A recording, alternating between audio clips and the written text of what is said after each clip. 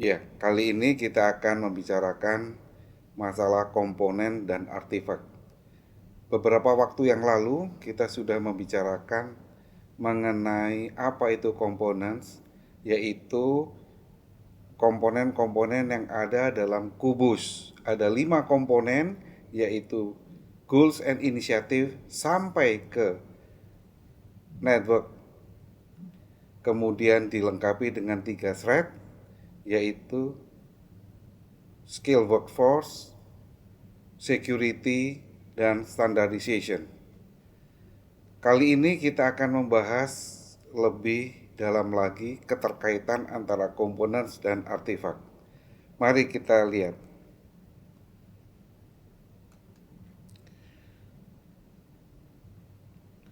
Yang kita bicarakan saat ini adalah bagaimana kita menggunakan setiap komponen pada EA, yang berarti kita mampu mengganti atau merubah komponen yang ada di dalam EA itu sesuai dengan kebutuhan.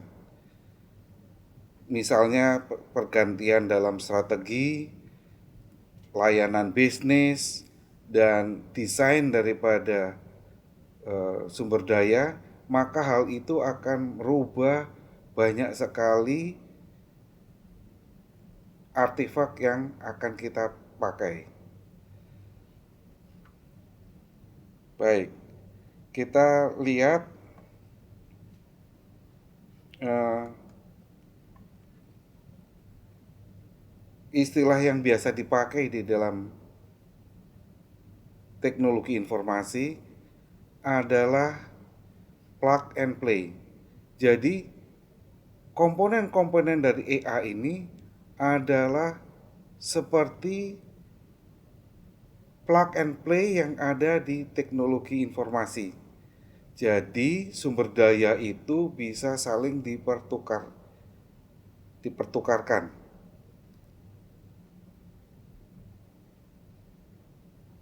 Contohnya tadi sudah dijelaskan, tapi saya akan tekankan lagi. Kalau kita merubah sasaran strategi dari bisnis perusahaan ini, maka bisa saja produk dan servisnya juga ikut berubah. Begitu juga aliran data dan informasinya. Kemudian terkait juga dengan perubahan di sistem informasi, layanan web, dan yang paling akhir kemungkinan juga terjadi perubahan pada jaringan komputernya. Bahkan tidak jarang perubahan pada desain bangunan yang ada. Komponen EA itu banyak seperti yang dipakai di istilah-istilah teknologi informasi, yaitu sesuatu yang plug and play, artinya bisa saling dipertukarkan. Dalam hal ini adalah sumber dayanya, sehingga kemampuan untuk setiap level dari kerangka kerja itu bisa mengikuti perubahan yang diminta. Misalnya terjadi perubahan di level strategic and goals, maka pasti akan terjadi perubahan pada level bisnis maupun produknya. Kemudian juga diikuti dengan perubahan aliran informasi dan objek datanya. Selanjutnya, karena perubahan di atas itu akan merubah juga sistem informasi yang diperlukan, termasuk dalam hal ini layanan web dan aplikasi software yang akan dipakai. Bahkan perubahan itu bisa saja pada jaringan komputer dan juga pada bangunan yang akan dipakai.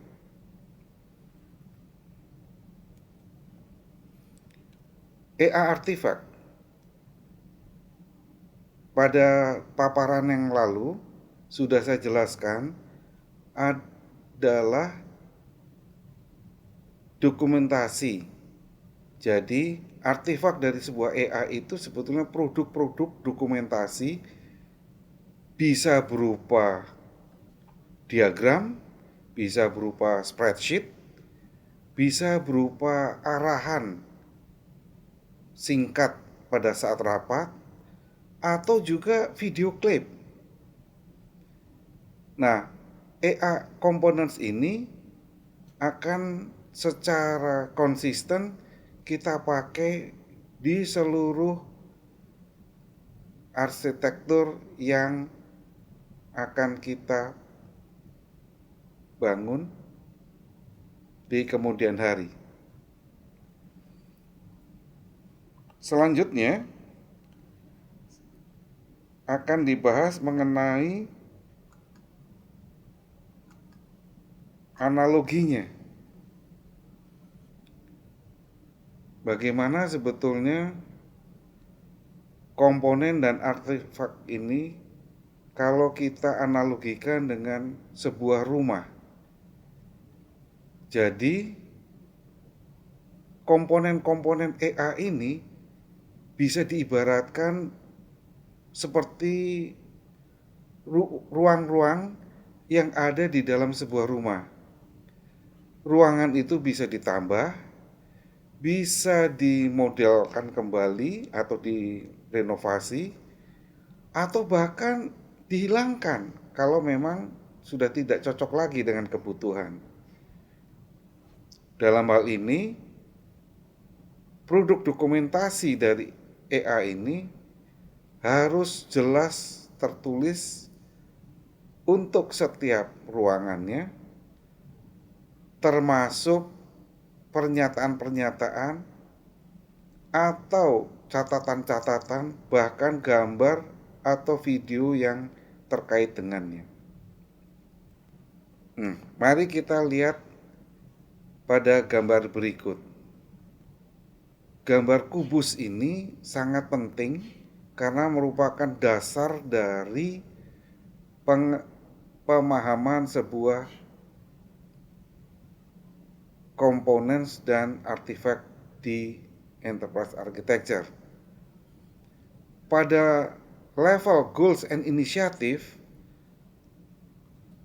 minimal ada 3 dokumen yang harus kita miliki, yang harus kita temukan di organisasi atau perusahaan tersebut. Antara lain mission statement, strategic goals, and strategic initiative. Pada umumnya, ketiga hal ini sudah ada di perusahaan-perusahaan meskipun skala kecil sekalipun. Hal ini pasti ada di dalam benak top eksekutifnya. Meskipun belum tertulis, tapi pasti mereka sudah punya bayangan ini. Sayangnya, bagi para mahasiswa yang ingin membuat skripsi, kesulitan mendapatkan data ini karena tingkat kerahasiaannya yang tinggi. Baik, setelah goals and initiative, kita turun kepada level kedua, yaitu products and services. Untuk produk dan layanan jasa ini akan mudah sekali ditemukan karena secara fisik kita bisa melihatnya. Minimal ada 3 bidang yang bisa kita dapatkan, yaitu dokumen mengenai manufacturing, kemudian keuangan, maupun marketing dan salesnya. Untuk perusahaan perdagangan tentu tidak ada manufacturing, tapi ada marketing dan keuangan saja. Kemudian dari Level kedua, kita turun ke level ketiga, yaitu mengenai data dan informasi. Nah, untuk data dan informasi kali ini agak susah dimiliki oleh perusahaan kecil atau skala menengah di Indonesia, yaitu adanya knowledge management yang ada di perusahaan itu. Masih langka sekali perusahaan-perusahaan mempunyai semacam ini. Tetapi database dan data interchange itu biasanya sudah mereka miliki meskipun dalam bentuk yang sederhana. Yang paling banyak adalah yang dimiliki oleh perusahaan tersebut sistem dan aplikasi. Karena sekarang banyak perusahaan sudah memiliki komputer, sehingga sedikit banyak komputerisasi itu sudah terbentuk. Jadi memiliki sistem informasi, juga memiliki situs web maupun aplikasi-aplikasi di level desktop. Paling bawah yaitu teknologi infrastruktur itu meliputi intranet dan extranet. Ada telekomunikasi dan juga bangunan serta peralatan-peralatan yang harus ada di situ. Jadi komponen maupun artefak yang kita kumpulkan ternyata cukup banyak dan cukup melelahkan untuk kita mendapatkannya apabila perusahaan itu tidak memiliki secara lengkap. Artinya kita harus melengkapinya dan membuat satu dokumentasi yang tersusun dengan rapi. Demikian penjelasan saya mengenai komponen dan artefak. Terima kasih.